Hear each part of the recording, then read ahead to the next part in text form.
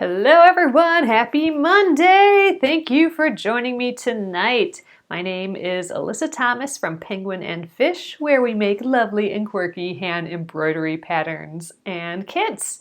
And I'm here every weeknight at 8:30 p.m. Central Time, and it's when we relax, we can craft, and we work on a project together. Thanks replay viewers for watching, and thank you YouTube replay viewers for watching. This will go up on YouTube at Penguin and Fish Movies when we're done here, so be sure to subscribe there, then you'll get a notification when there's a new video. So I see you guys popping in. Thanks again for joining me. So tonight we're doing something a little different. We are going to do punch needle. So you may have joined me for my Instagram live on Saturday. I was attempting punch needle for the first time. And I think I got a little bit of the hang of it now, so I thought we'd kind of review and work on it a little bit more. So this is how far I got on it on Saturday. It's in reverse now just because my camera is flipped here. But ultimately, it will say make it 80% good, which is backwards for you guys too. But here, maybe you can see from here, the backwards. Make it 80% good. So this is the back of the embroidery, just so I can show you in reverse. But yeah, so make it 80% good. That's something I say all the time. It helps me with perfectionism. If I think, oh, I only need it to be 80% good, then it takes away it having to be perfect. So it helps me start things faster because it only has to be 80%, and it helps me finish things faster because it only has to be 80% good. So that is what we're going to be doing. Okay, so let's do it tonight, guys. I've had a little practice on Saturday. I think enough practice so I can kind of tell you guys the basics, and I'll tell you how I got it transferred to this and everything as well. So we are using the Ultra Punch needle here, and I'll flip you guys around and we'll get going on it a little bit. So we'll cover the basics. I'll show you what I've done so far, and then we'll work on it a little bit tonight. So there's links here for the products in the Facebook post. And let me know if you guys have any other questions, any questions along the way, and I'll try and answer them the best I can. So, all right, thanks again for joining me, everyone. I'm going to flip you around. Okay, hello. Let's zoom down in here tonight. Oh, maybe let's start out high. So, all right, punch needle. So I've been seeing so much punch needle on the web lately. I think it is the big craft that the popular craft of the day right now. It was weaving, and it was macrame a little bit, and now it's punch needle for sure. I'm seeing more and more of it out there. So it's very similar to rug hooking. You can actually use a big punch needle and use big bulky yarn. I got this particular punch needle because I have so much embroidery floss around here. I wanted to do something where I could use up embroidery floss. So I got the Ultra Punch needle. I got it from Prairie Moon Primitives on Etsy. It was actually kind of hard to find these. I couldn't find one on Amazon. I did some research, and I got this one in particular because it has different sizes of needle, and that just the needle pops out of the end here, and the different sizes will hold it's different fatnesses of this straw basically, and so the different sizes will hold different size thread. So this is the medium size, and the medium holds 6 strands of embroidery floss really easily. Deborah, I think it's totally easy. And I'll talk about that in a little bit. I just want to go through these, why I got what I got here. So the other reason I got this particular punch needle is because you can change the height. So for example, all right, now I'm on 4. I put it in the 4 slot. So there's the height of the needle. And now, like if I put it all the way to 12, then it extends it. And what that does is it gives you different heights of loops. So I'll show you what I mean. So, for example, check out the height of these loops right here compared to all these. So the purple ones are a little higher, then shorter, then these ones are a little higher. So that you can control.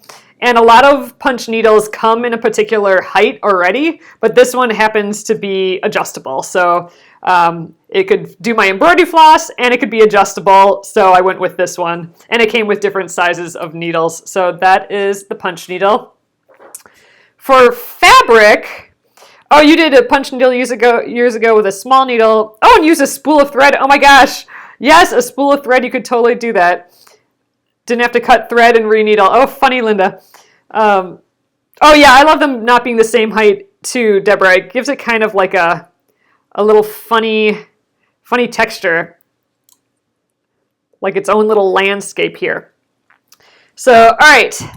Oh, the hoop. So the hoop, you need a hoop that will hold fabric really taut. So like this, you can still hear kind of like a drum. It is really taut around this whole piece. And what I've heard when I did some research is that the new Auburn hoops, that's what these are by Auburn Hoops. And I have a link for those as well. But they hold fabric super taut, or you can use a frame. A lot of times people will use a punch needle frame.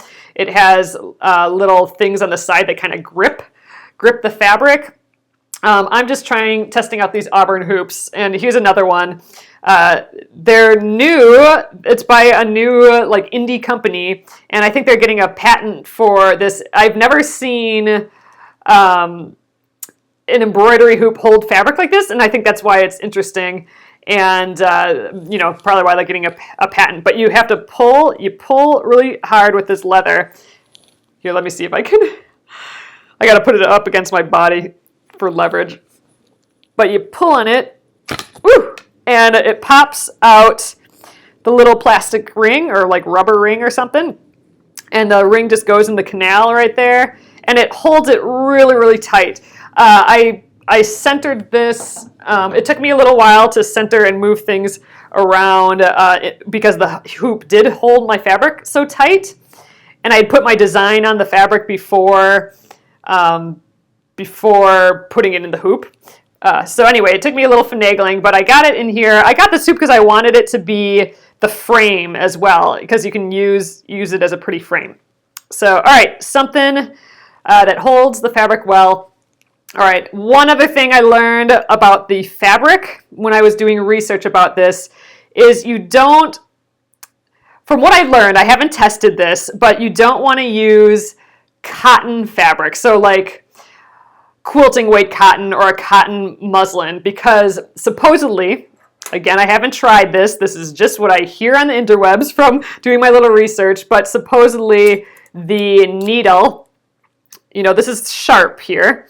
The needle will slice the fibers of a cotton. So the typical thing that that I've read that you use is called weaver's cotton or weaver's fabric, and it's like 50% cotton, 50% polyester. So it's a little harder to cut. You can also use a canvas, or I'm using a jean fabric, like a medium weight jean fabric. This is the Robert Kaufman light or the medium weight jeans. So it's still pretty flowy, but it is stiffer and heftier than cotton. I was surprised at that, Carol, because I have so much muslin, I have so much cotton around here that I'm like, awesome, I can use up some of that. But they did say that, it can cut into the fabric. So I don't know, haven't tested that, but I thought I'd find something that isn't quilting weight cotton. So I found this jean fabric from Robert Kaufman in my stash. So I used that. So anyway, that is kind of the basics of materials. Let me know if you guys have any other questions. Oh, about the supplies. You do need a threader as well. So there's a really long threader here. You need the threader to grab the floss once we get that far. But all right, I just wanted to show you what I did so far. So for needle punch, you work on the back. So I'm making all these stitches on the back, and then it's poofing out little loops on the other side. So you have to work on the back. So what I did, here's my design. Make it 80% good. We talked about that a little bit at the beginning, but if you want to know again, I'll let you know later here. So I wanted to get this onto jean fabric. So the jean fabric I can't trace through very easily, and I didn't want to use my sticky Fabri-Solvy. So I ended up using these Selkie iron-on transfer pens. So what these are is it's kind of like when a manufacturer has a transfer, an iron-on transfer, but it's a pen. So it's kind of a neat technique. I don't use it hardly ever at all because it gives you pretty thick lines. So this is my transfer. I just traced this on here. Typically you would do it in reverse, but since we're working on the reverse, I needed my design to be in reverse. So that's why I did it the right way here, so that when I flip it, it's in reverse. Oh yeah, you can clip your loops and it'll be kind of like a little chenille. That's the right choice. That's cool. A little even fuzzier. So anyway, I use the Selkie iron-on transfer pen. Again, I don't use this often because it's such thick lines, but I'm working from the back and I'm covering up all the lines, so I figured, we'll give it a go. So I ironed that on and then got it in the hoop and started stitching. So I wanted to kind of show you where I started and some decisions I made along the way, and then we'll actually get going here. But here's where I started. So you can see here are my first stitches. They're not very consistent, and there's a lot of space in between them compared to, like here I did a lot later, where I have everything really close, and they're all pretty consistent at that point. So let's just look at the difference quick. So you can kind of see the red here, everything's a little farther apart. I got some holes in there just because I didn't stitch them close enough compared to this green where it's all really kind of dense. So you're really just making one tiny loop. Like here it's kind of loose again. So it's just the density of all of these loops together that make the shape. So if you aren't very dense, then you have like these little random goofy loops on the side. But anyway, so that's where I progressed from the beginning, and then I got better at getting them closer and everything. So let's give that a go. Oh, and then one other thing I wanted to just share if you had a question about it. So this is the back, but it does make really kind of cool back stitches, right? So even though this is the back, I did like those back stitches. So if you were in my Instagram live, you knew that I started this M in the normal way where I made, the loops. So it actually kind of looked like this, but I'm like, whoa, you cannot read that at all. So I thought, well, what if we did it backwards? So for these words, the make it and for the good, I'm actually working from the front to the back. So all my loops are on the back here. So this is really what it should look like, but I decided to reverse it because I thought that was kind of cool that it looked like back stitches there. So we have kind of like these back stitches, and then the proper way of doing it from the back to the front, we got all this texture. So I think it's so much more legible because again, look at this, make it compared to what it would have been. Kind of a jumbled mess. What might have fixed this is a lot of times with needle punch, what I've seen is people fill in the entire background. So I'm going to leave my background with the jeans, but some people, I think it's actually typical to fill in the entire space. So if we filled in the space around these letters, it probably would have held up. It probably would have squished these letters in a little bit more, and they might have ended up being a little bit more defined. But since I'm not filling in the entire background, I decided to go this way, and I think it's really cute. I like it like that. So you could put in your hoop with the back where the front is now. Yeah, if this is the look that you want, then just start out on the front and make this your front. Technically, in punch needle, this is intended to be the front. So you work from the back, and then you see it on the front. but do it however you want. I mean, I think it looked cool like that. I like the combination of it. So, all right, let's give it a go now. So I'm going to just zoom you guys way in here. Oops, sorry, I'm jostling around just a hair. Okay. So let's start with the typical area. I think I'm going to do, I have a lot, here are my scraps that I have. I have a ton of this yellow and, or this kind of gold orange, and here's some pretty red, just a little bit of red. So I think I'm going to add some red up here, and then we'll fill in a big area right here. Let's look at the back where we can actually see what we're talking about here. I'm finishing, this is the 80, so 80% and then good. Oh, one other thing is when I decided to change my text around so that I was working on the front instead of the back, I had to put the design. So I just held this up to the light and then just with a pen traced this. Because really, you're working from the back, so you don't see this from the front. Kind of like here, you don't see the rest of the 80 and you don't see the percent. I had to get this on the front so I could see it, so I can make the stitches that look like that. So that was the one other thing that I had to adjust when I decided to do the text backwards. All right, so I'm going to work on this 8 up here. I'm going to put let's just put a little blob of red. I got this red, and then we'll fill all around with some of this gold because I just have a lot of it. So all right, these are all remnants from my kit. So this is a little short piece. We'll give that a try. So first thing we have to do is thread it. So what I've been doing, I have the ones that are kind of short, and then I have the ones that are kind of big and fluffy. The short ones I have been putting on number 4. So there we go. I've just rotated this and put it on number 4. The tall, poofy ones I've been putting on number 8. So I've just been kind of going in between those two.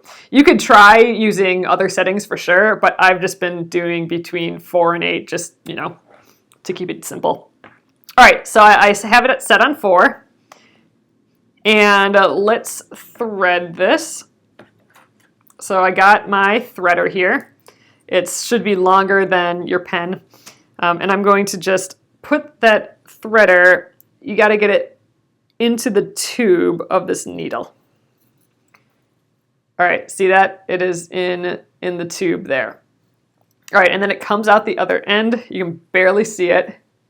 There we go. And it opens up. It's just like a normal threader. And let's see. We're just going to grab the end of our thread and get it in that threader. And then we're going to pull it to the other end of the tube. So there we go. Yeah, Susan, so this punch happens to have different lengths. If you're looking for a punch, they might not have the different heights, really. So it might say like this is I don't know what the measurements were, but they will have them pre-set. So you have to kind of know what type of loop you want and what type of thread, how thick of thread you want to use. If you want to use yarn, then obviously this one wouldn't work because this one just fits. This just fits this floss. And if you want something like with really tall loops, this one might not work as well either. So you have to know what kind of thread you're intending to use and what height you want. And I wanted the embroidery floss. I wanted it to be small for embroidery floss, and I wanted the variable heights. So I just got a punch needle that has different settings. So those are my criteria when looking for something. All right, so we've threaded it through the tube, but we need to actually thread it through the eye as well. So there you can see. Oh, here's what it looks like now that we're close up. It's got the hole for the eye. It's just a tube, and then it's kind of cut at an angle there. And then the point is rather sharp. So the eye, this is actually the back. This is the front. And then you have the beveled sides. So what I read, so I've heard two different things, and we'll get to that, we'll get to that in a sec here. Let's finish threading this. So you're going to take your same threader, and now you're going to put it through that eye. There we go, like that. And again, we're going to just kind of open it up here, get our floss in there, and pull it through the eye. I know we're a little out of focus here. There we go. So now it is through the tube and through the eye. So there, that's how we got it looking. And now I'm going to just pull the back, so we just have like a little end here. Yep, I'm just using regular DMC embroidery floss. You could really use anything that fits in here, like a mohair, like a skinny little mohair would be really pretty. You could use pearl cotton floss. Whatever will fit in the tube really is what you can do. And that's why I got different size tubes too. I got a little fatter one and a little thinner one. Okay, so now my thread is dangling behind me here. Sometimes I'll have like the whole mass of it, but this is just a short little piece. And what we're gonna do, okay, I think I might even get closer for you guys. Hold on a sec. We're gonna wiggle a little bit. We're gonna get real down in here. Okay, so I'm propping the hoop on the solid surface here, and then I'm just kind of holding it up high a little bit. So we're just gonna pick an area. So I'm gonna just make like a bloop here. I don't have much thread, so we're just gonna do like a weird bloop. So first thing, I'm gonna go along the edge here, and then we'll just go back and forth for a little bit. It'll be like a little stripe. So all right, I'm going to start here and go this way. So you want to lead with, well, here, first of all, let's go right on the edge there. So I'm going to poke it through. And before you can go much further, you have to pull the thread out to the front. Then I'm just going to pull the back a little bit again. Get that thread up like there. Okay, now we are prepped for our first stitch. Okay, so when I read the instructions for this, it said to lead with the bevel. And that's basically holding it sideways. But I've also heard that you want to lead with the front. So the front is facing you guys right now, and then the sides are the bevel. So, and then the back. You don't want to lead with the back. So this is the back, where it's just the tube. You want to lead with the opening or the sides according to the instructions here. So I'm going to lead with the sides. So we're just going to drag the needle like a stitch, like a back stitch's worth to the right, and then I'm going to punch it in. And I'm going to punch it in the entire distance of the needle. Then I'm just going to bring it out, and I'm just going to drag it along the top again, go one more stitch worth, and then punch it in. And we'll do one more here. I'm going to drag, and I'm going sideways again, and then punch it in.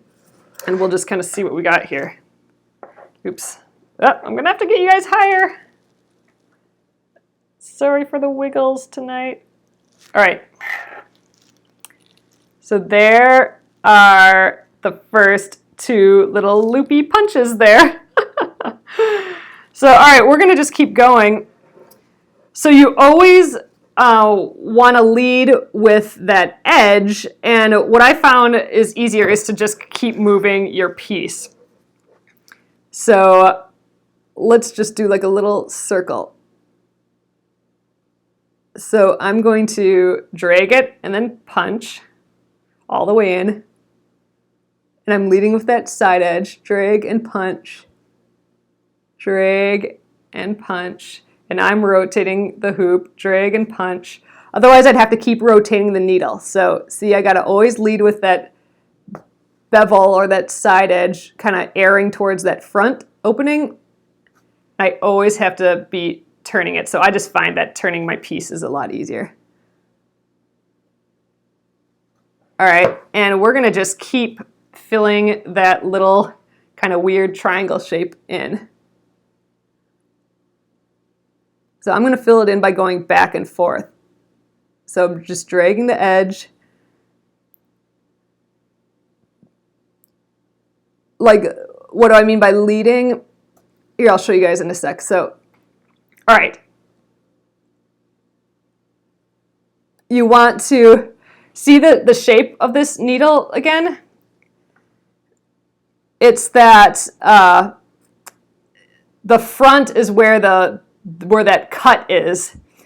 And you either want to lead with the front or lead with a side edge. So I'm just kind of, whatever direction I'm going, I'm aiming with that side edge. And I'm just going a stitch length, and I'm going this way again, so I'm going to drag it across, side edge, and I think I can get one more little loop in here. And I still have a little bit of thread left, so I'm just going to go back and forth on the outside. So I'm going to just kind of jump over that loop that I made here. And we're going to just drag stitches this way. I'm going to go until my thread runs out. So I'm rotating my piece. I'm going to make a stitch along that edge there.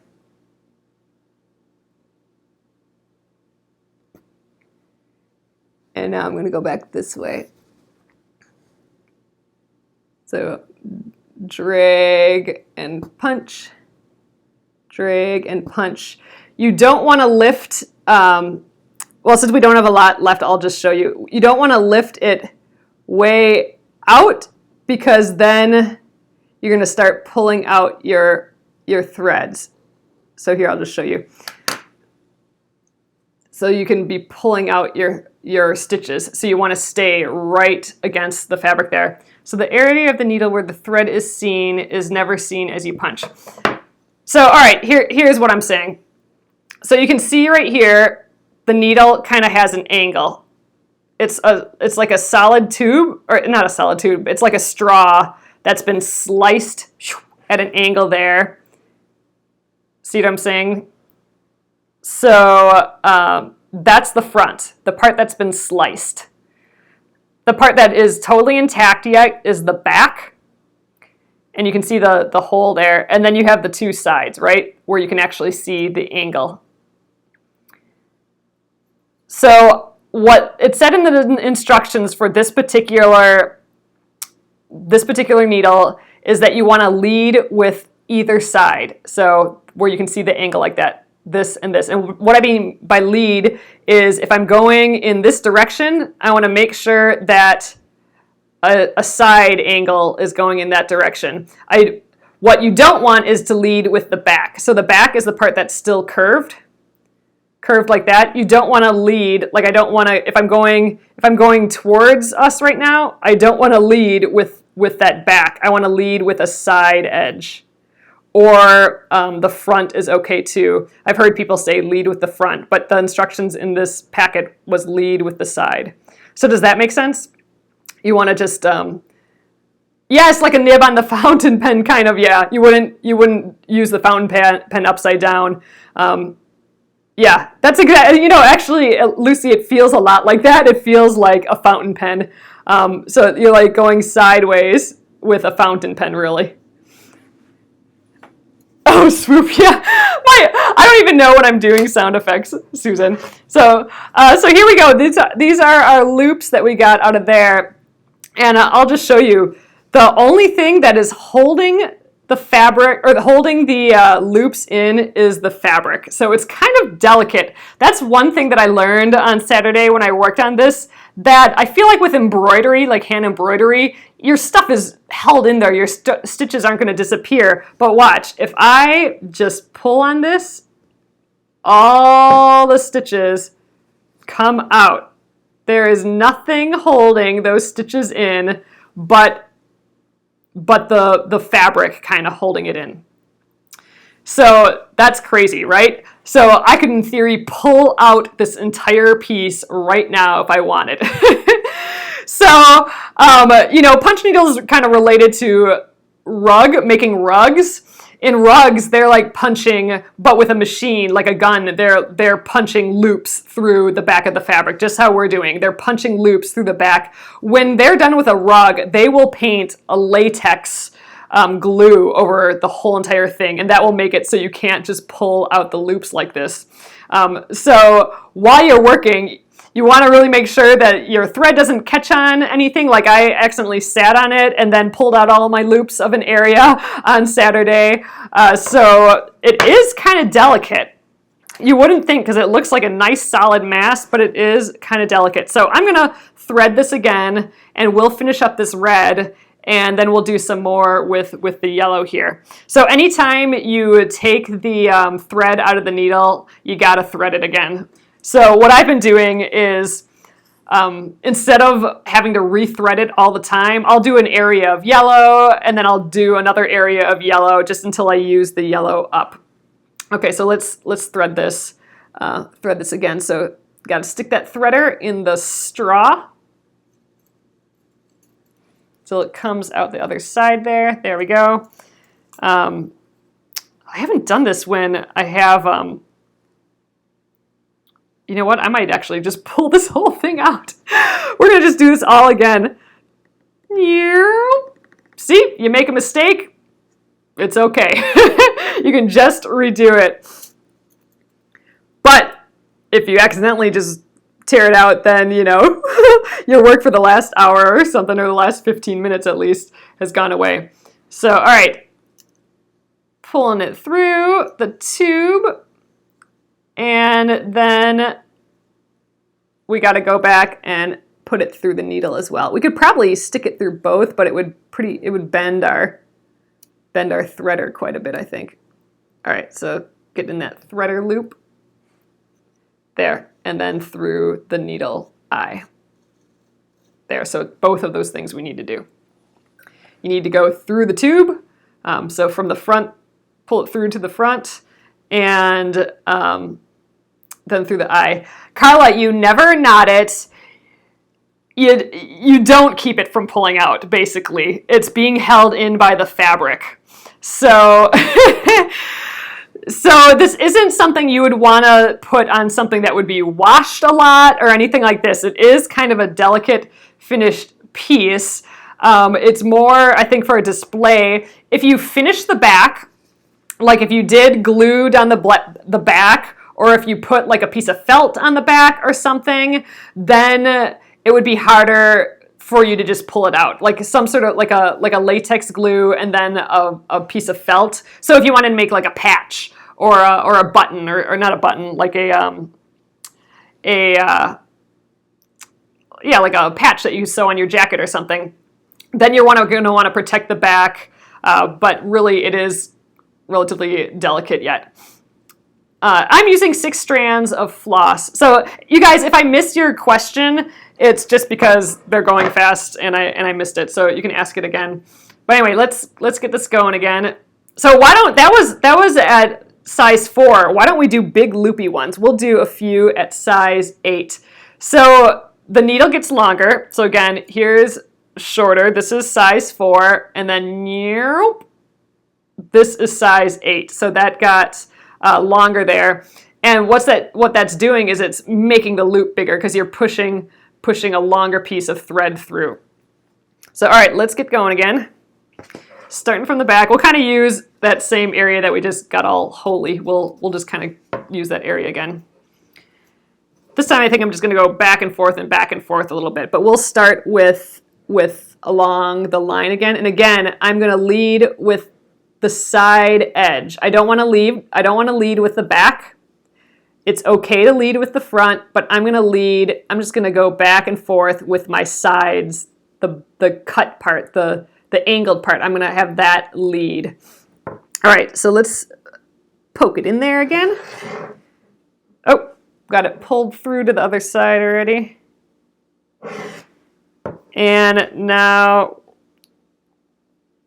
we're going to lead with that side edge. Oop, just drag. Drag and punch. Drag and punch. Ooh, it popped out a little bit there. So I missed a stitch there. I've noticed that with, ooh, you know what, we're gonna start that again. When I'm doing the bigger loops, the like size 8 loops, those have been a little bit more unruly. So let's just try again. Pull out that side. And I like to just pull a little bit of that thread back again. All right, let's give it a go again. So drag and punch. Drag and punch. So you do have to be delicate because you don't want to be pulling those loops out. And they kind of are right now, so I don't know.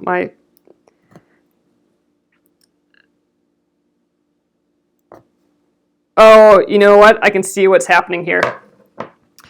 So this is not, this floss that I'm using is all my scrap floss. So there are little flaws in here, here and there. And look, it's one of my strands is becoming separated, so it's not pulling through the needle. So anytime there's any resistance, like here's where if I sat on this or accidentally pulled this when it's hanging out over here, or if it's just like hanging from a ball and it's too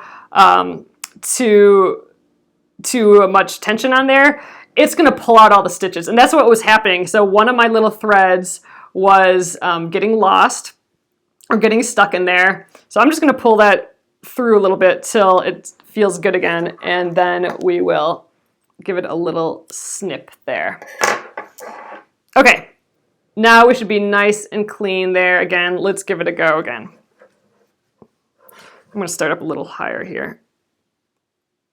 All right, poke through, pull the little thread out. So again, we want 0 resistance on that other side.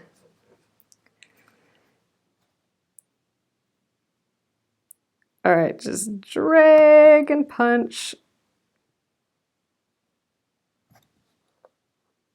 All right, now we're in business, I think.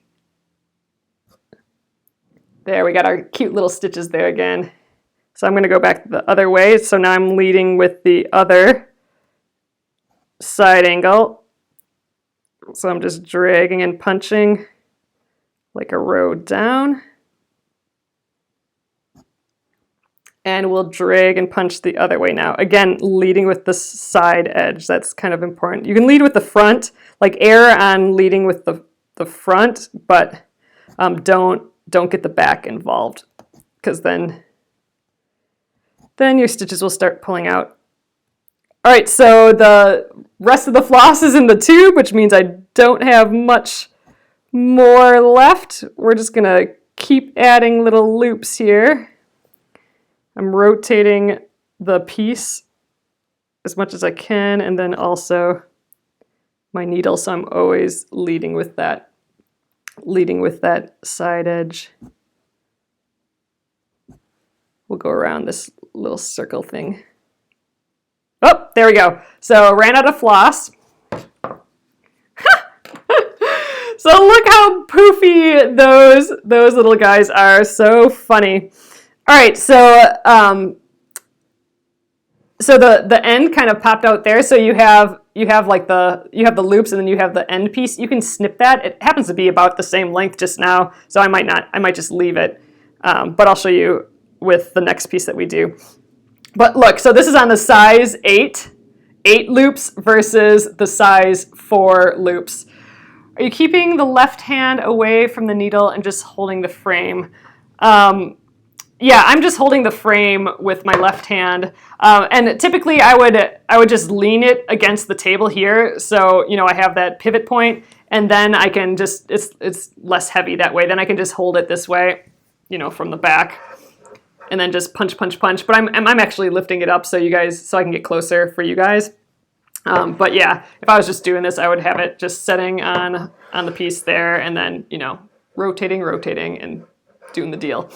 All right, so I think let's start filling in this space here. We'll use some of our this gold, yellow gold thread that I have just a ton of.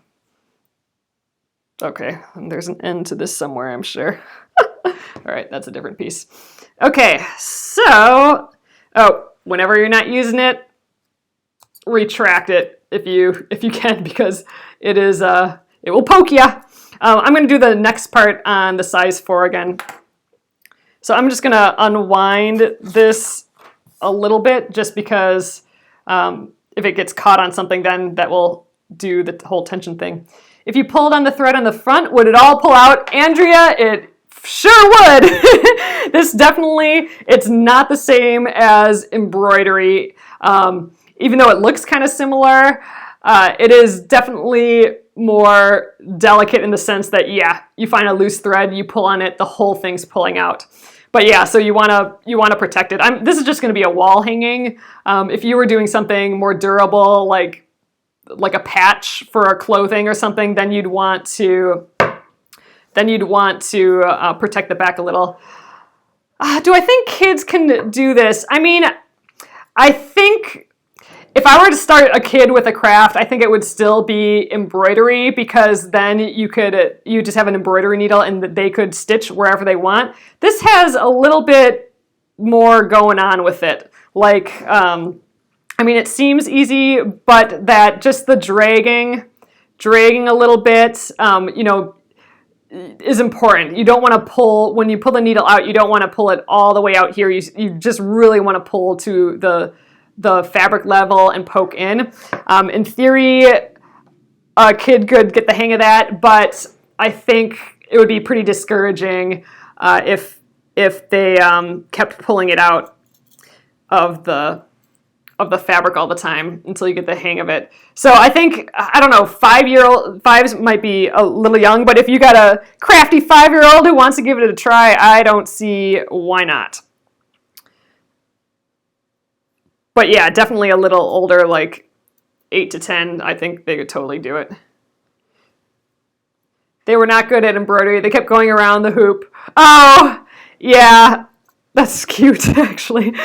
Yeah, I mean, you could give it a try. I think it is a little more finicky than embroidery, honestly.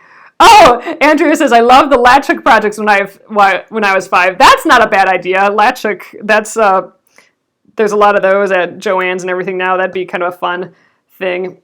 I wish those came in like smaller projects though for kids. They're kind of, I don't know, maybe someone has a good smaller project latch hook. But yeah, all right, so let's just fill in this area. So I'm just gonna kind of, let's see, my plan is to follow the line, and then I'm just gonna go back and forth and back and forth and back and forth, and then fill in the space and maybe, I don't know, wander a little bit. So, all right, I wanna make sure I have my threads all slack here. I don't want it to catch on anything. All right, so I'm gonna start on the edge here. Poke it in, pull that to the front, and I'm just gonna pull it in a little bit there. All right, and then we're gonna go back and forth here for a little bit. All right, so I'm just coming out and then dragging. Like I'm never really getting my needle in the air. I'm just pulling it out of the fabric and then dragging along the edge before I go back in. So again, ooh, see now that's pulling out to, well, we'll see how it goes. Yeah, something's catching again. All right, guess we'll give it another go. It doesn't seem like, oh, you know what? I know what's happening. We didn't go through the needle, or the eye of the needle. We only went through the tube. There we go. Should probably practice the crafts for more than a day before we work on them. But there we go. Just missed a step there. Zoop. Well, that's good to know. I haven't done that before, so it does not work at all unless it's threaded through the actual eye of the needle as well. Try again. Could you seal the back with white glue if you didn't wash it? Bonnie, I think that would work really well. I don't know for sure, but it seems like all that they're using for doing actual rugs is a latex glue, and that's kind of like an Elmer's, like a polymer type glue. Carla, I think cotton embroidery floss, or cotton crochet thread, would work amazingly. It's really anything that would fit in the tube of the needle, and I actually think that crochet floss would probably work a whole lot better than this 6-strand embroidery floss, because with 6-strand embroidery floss, it wants to unravel all the time. I mean, that's what it's meant to do. And cotton thread probably would not do that. Cotton crochet thread. So just back and forth we're going with our little stitches. So this was a tip from someone on Facebook Live, that if you not Facebook Live, from my Instagram Live on Saturday, if you just fill the spaces with back and forths like this, then you don't have to turn your needle as often. So I could fill in the shape with like loops and stuff like this, but this way I don't have to turn my needle as much, so I can just go back and forth.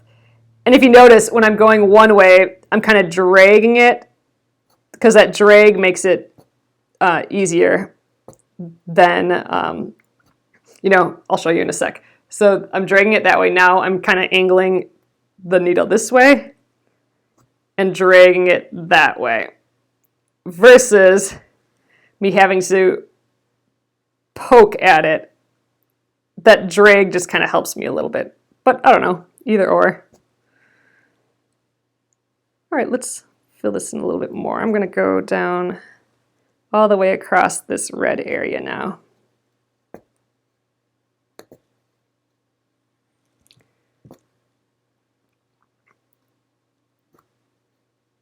So I'm going by my red loops.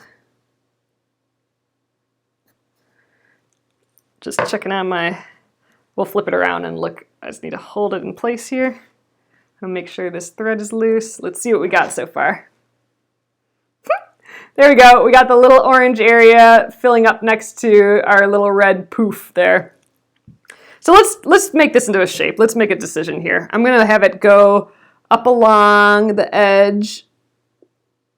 We have a lot of this gold to play with, so I can always fill in. I'm kind of just making up these shapes as I go on this. So maybe it bloops down into here. Ooh, it's popping out again. I think it's because it's catching over here. All right, so I'm just going to pull it back a little bit. There, we'll try again. See, so it is finicky, right? It stays in by the thread of the weave. Yep, exactly, Sharon. So what's keeping it there is that the thread is, or that the weave of the fabric is kind of strong enough that it's holding itself in. Let's make it bloop over this way a little bit.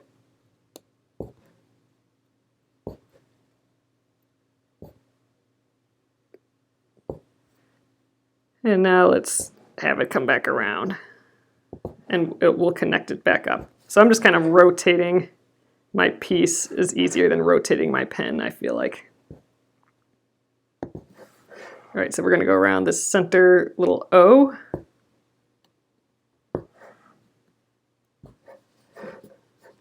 So you can kind of get in the groove of it after a little while. You can turn the pen for all this, but it's kind of like cutting paper. How they say to turn the paper, don't turn the scissors. I don't know, did you ever learn that? I think I learned that in kindergarten. It was like a huge aha moment for me. So kind of the same thing is what I'm doing here. I'm moving the fabric and the hoop instead of the needle, if I can help it. All right, so I'm just going to go around and around this shape. Oh yeah, I got a lot done on this on Saturday, Gretchen. I worked on it for a few hours after the Instagram live. So I'm just going next to the row I just finished. If you go further apart from the row you just did, then your loops will be further apart. So I can start going back and forth at this point, but I'm just going to go around and around this shape now, I think. We'll see what happens. And I think we'll just keep filling it in. If I run out of this thread, I'll find a different. I have so much of this gold thread that I want to use it up. So one thing to remember, just because I thought about it again, you always want to push the needle all the way in. If you don't, then the size of your loop is going to end up being different.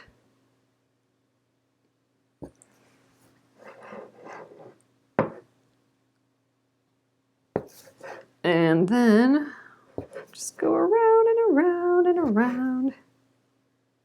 It's fun, for sure. Seeing this process is really helping me see what issues could pop up and how to solve them. Oh, good, Cheryl. Yeah, that's why I wanted to, that's on Saturday when I did this was my absolute first time. I hadn't done it at all.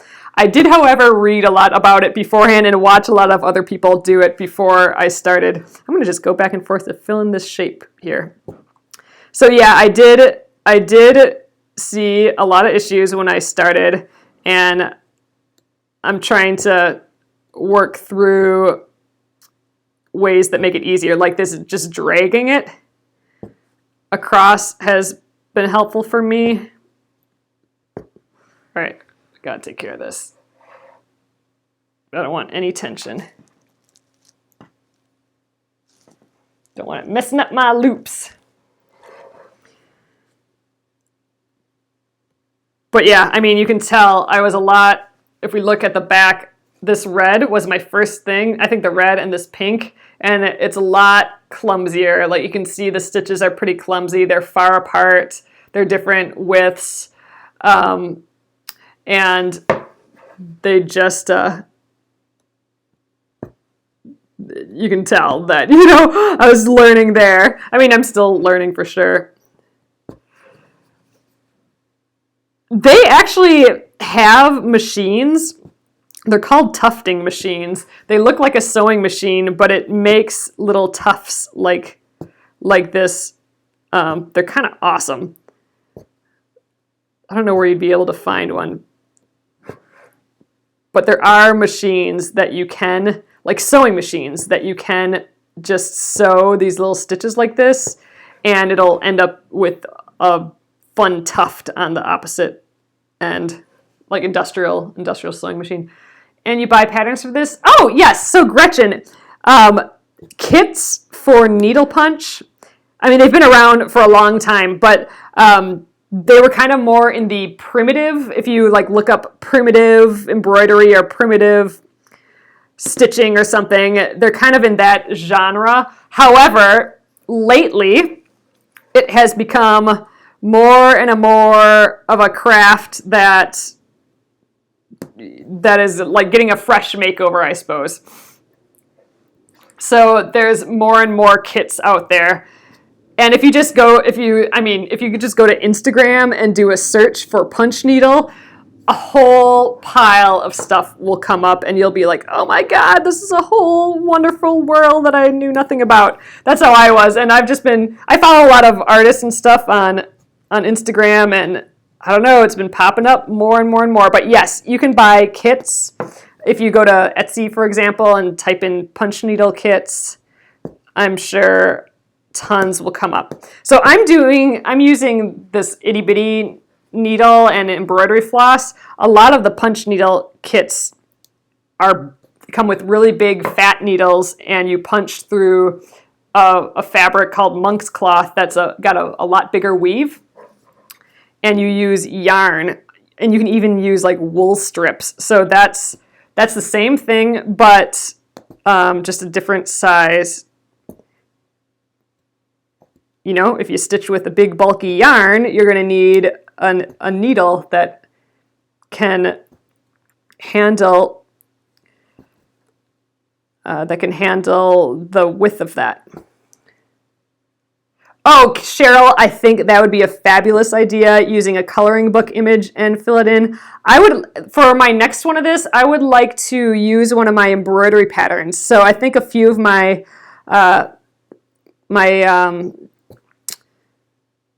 little animal embroidery patterns, I think if I maybe enlarge them a little bit, I think they would be super good for punch needle.